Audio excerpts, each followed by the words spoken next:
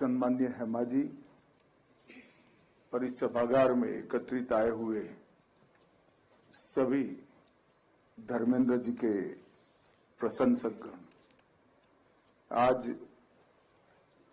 धर्मेंद्र जी के स्मृति में ये प्रार्थना सभा का आयोजन हुआ है और हम सब बहुत भारी मन के साथ उनके चिर शांति के लिए यहाँ प्रभु को प्रार्थना करते हैं।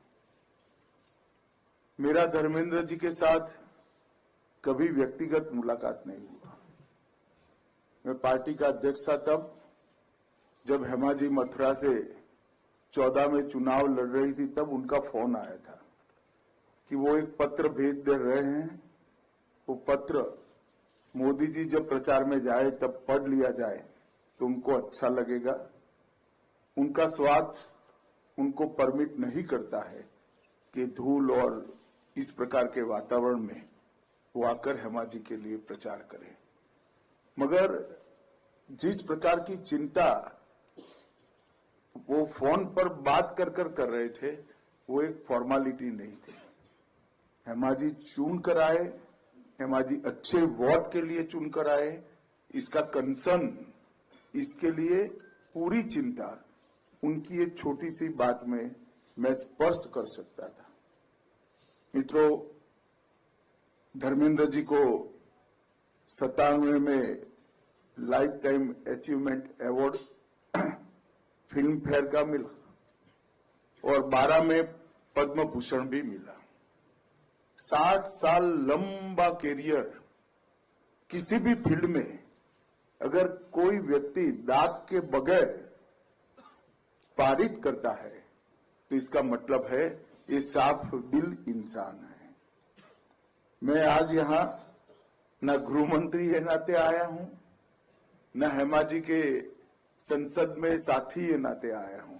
मैं आज यहां धर्मेंद्र जी के एक फैन के रूप में यहां पर उनको श्रद्धांजलि देने के लिए आया हूं, क्योंकि इन्होंने 60 साल में अनेक फिल्मों की, सफल फिल्मों की एक बहुत बड़ी श्रृंखला, एक इतिहास भारतीय सिने जगत को दिया है। और धर्मेंद्र जी का कैरियर तब शुरू हुआ जब सिने इंडस्ट्री में ना इतनी लग्जरी थी, ना इतना पैसा था। ग्लैमर जरूर था, परंतु लग्जरी और पैसा आज की कंपैरिजन में धर्मेंद्र जी ने जब कैरियर शुरू करा तब बहुत कम था। कई प्रकार की फिल्मों में अथाह परिश्रम कर जिस बैकग्राउंड से वो आते थे, मुंबई की फिल्म इंडस्ट्री में पैर जमाना किसी के लिए भी बहुत बड़ी दिक्कत की बात होती है। कोई गॉडफादर के बगैर अपने तत्व के आधार पर, अपनी कला के आधार पर इन्होंने ये 60 साल तक मनोरंजन की दुनिया पर एक प्रकार से एक छत राज किया। कई अवार्ड विनिंग फिल्में दी, शोले, मेरा गांव मेरा देश, यादों की बारात, फूल और पत्थर, धर्मवीर,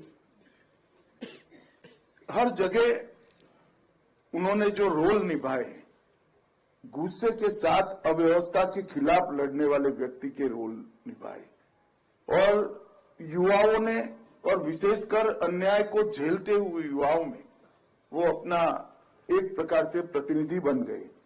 मगर किसी ने चुपके सीता और गीता और चाचा भतीजा देखा होगा तो उनके कितने बड़े कलाकार थे उसका आपको अंदाज लग जाएगा।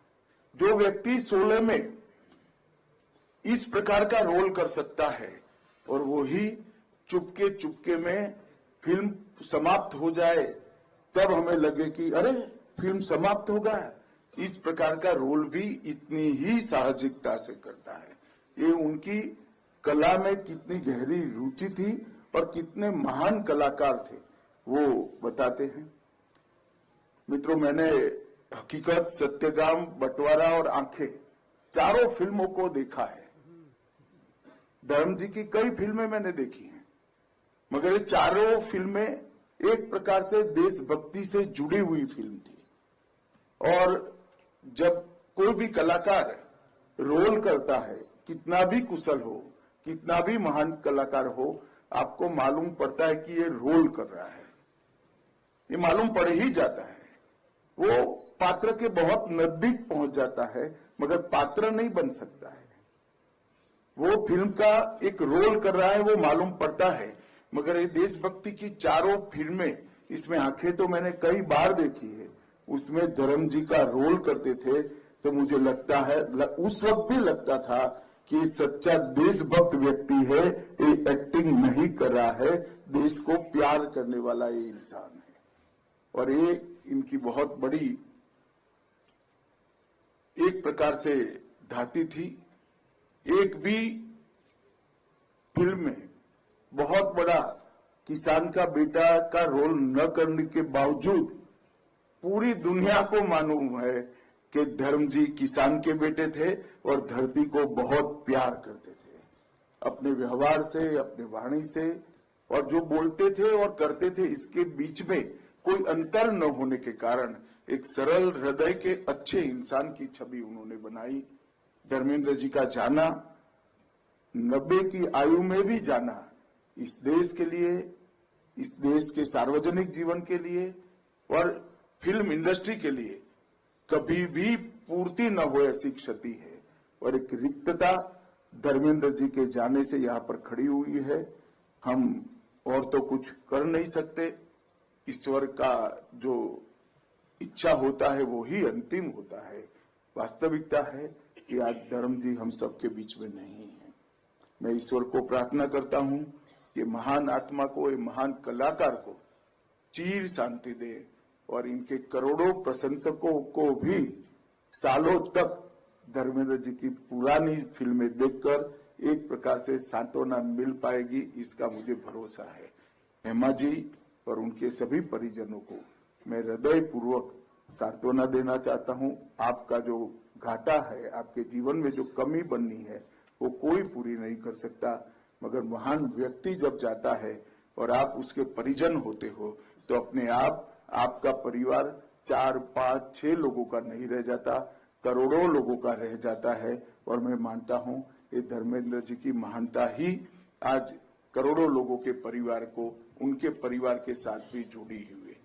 फिर से एक बार ये महान कलाकार को ईश्वर चीर शांति दे, महान आत्मा को ईश्वर चीर शांति दे, ऐसी प्रार्थना कर मेरी वाणी को विराम देता हूं।